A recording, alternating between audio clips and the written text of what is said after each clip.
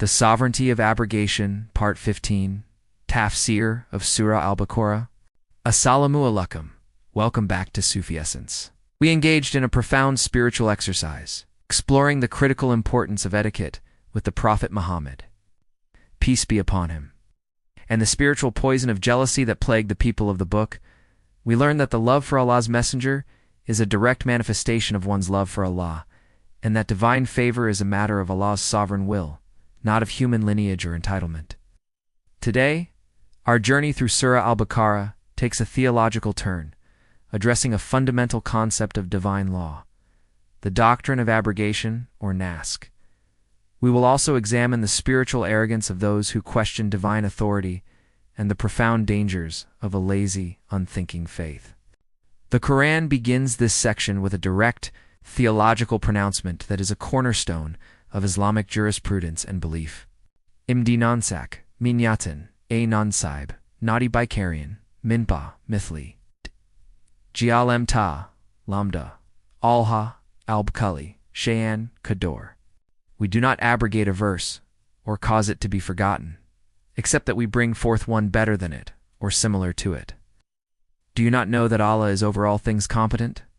This verse addresses a core critique leveled by the people of the book against the Prophet Muhammad, peace be upon him, and the Qur'an. They questioned why, if Islam was the true religion, it contained new laws that replaced or nullified some of the laws in their previous scriptures.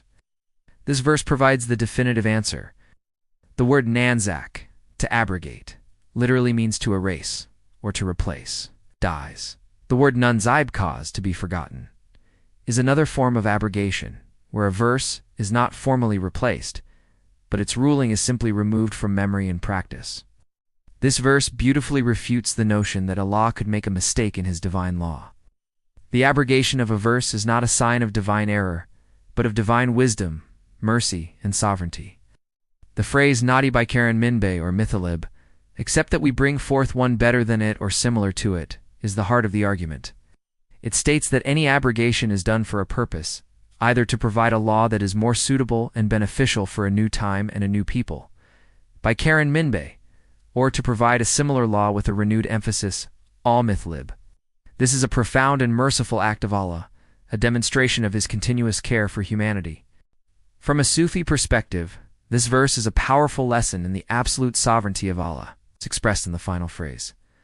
Alam ta, lam, ana, alha, albkali, shayan kador. Do you not know that Allah is over all things competent? The abrogation of a verse is a tangible and undeniable demonstration of Allah's absolute power and authority.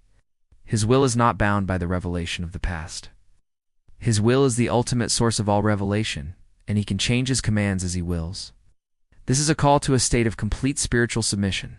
The believer must submit to the latest and most perfect form of the divine will, which is the Qur'an, without questioning the wisdom behind the abrogation of previous laws. It is a rejection of a rigid, legalistic faith and a call to a living, dynamic faith rooted in the absolute power and wisdom of Allah. The next verse reinforces this concept of absolute divine sovereignty. Alam ta'lam, ana olha, lahu, moku, osam duiti, wa alar, owa, md lakum, min dini, ohi, min wa, il meg, wa el nagor. Do you not know that to Allah belongs the sovereignty of the heavens and the earth, and you have not besides Allah any protector or any helper? This verse is a profound and direct refutation of the spiritual claims of the people of the book. They believed that their lineage and their scriptures gave them a special status, a form of spiritual protection that was exclusive to them. This verse shatters that illusion. The phrase lahu mulku al, alsam duiti wa alard, to Allah belongs the sovereignty of the heavens and the earth, is a magnificent and all-encompassing statement of Allah's authority. His rule is not confined to a single nation, a single time, or a single book. His rule is over everything in creation. The final phrase, wa imdi lakam min dini, al-himin, walin, wa el nagar, and you have not besides Allah any protector or any helper, is a direct and powerful call to spiritual sincerity. It tells the people of the book, and by extension all of humanity, that their claims of exclusivity are false. The only true walk protector and nagger helper is Allah. This is a profound spiritual lesson. Do not rely on your lineage, your institutions, or your past piety. Rely only on Allah, for He alone is the source of all help and protection. From a Sufi perspective, this verse is a beautiful call to a state of Tawhid that is so pure that there is no room for any other source of help or protection in the heart but Allah. The final verse in this section addresses a third spiritual disease, a lazy and arrogant faith that manifests itself in foolish questions. Emterderna, Antahalts, Raslakam Kam Suila Masiv Min, Kablua, Manya Tobadel, Al-Kufra, Bilmumni, Falkata, Walasova, Al-Sabel, or do you intend to ask your messenger, as Moses was asked before? And whoever exchanges disbelief for faith has certainly strayed from the straight path. This verse is a direct and powerful warning to the early Muslims, and to us today, against the spiritual laziness and intellectual arrogance that characterized some of the children of Israel. They asked Moses, peace be upon him, foolish and arrogant questions, such as asking to see Allah with their own eyes, or questioning the specifics of a divine command, as in the story of the cow we have yet to explore in detail.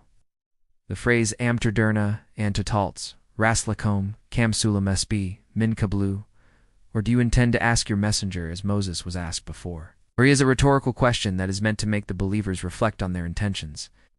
The command is to trust in the Prophet, peace be upon him, and to accept his guidance without a cynical or demanding spirit. Sincere believer accepts the divine commands and trusts in the wisdom of the messenger, while a lazy or arrogant heart seeks to question and demand proof, which is a sign of a lack of yaqeen certainty. The final part of the verse contains a profound spiritual warning. Wamanya Tobadel, Al-Kufra Bilmumni Fokad, Walasova al-Sabel. And whoever exchanges disbelief for faith has certainly strayed from the straight path. The word Yadabadel means to exchange or to trade. This is a powerful spiritual metaphor. The act of asking foolish and arrogant questions is not a neutral act. It is a spiritual transaction. It is an act of trading the beautiful certainty of faith for the uncertainty of doubt and disbelief. When a heart is filled with doubt, it is essentially trading its umn for kufr. The consequence of this spiritual transaction is severe. Fokad, Walasova, Alsibal. He has certainly strayed from the straight path. This is a powerful reminder that spiritual straying is not a sudden act. It is often the result of a slow, gradual exchange of sincere belief for laziness, arrogance, and doubt. My dear viewers, these verses offer a deep and timeless lesson on the fundamental principles of our faith. They teach us that Allah's will is sovereign and not bound by human expectation. I think that His laws are a reflection of His profound wisdom and mercy.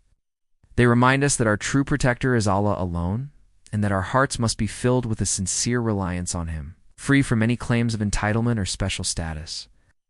And finally, they teach us to be vigilant against a lazy and arrogant faith, and to always approach the divine commands with a heart of submission, trust, and profound humility. The path of the Mutakan is one of sincere belief, not of cynical questioning. Join me in our next session as we continue our journey into the succeeding verses of this magnificent surah. Until then, may Allah bless you with ilm and yaqeen. Assalamu alaikum.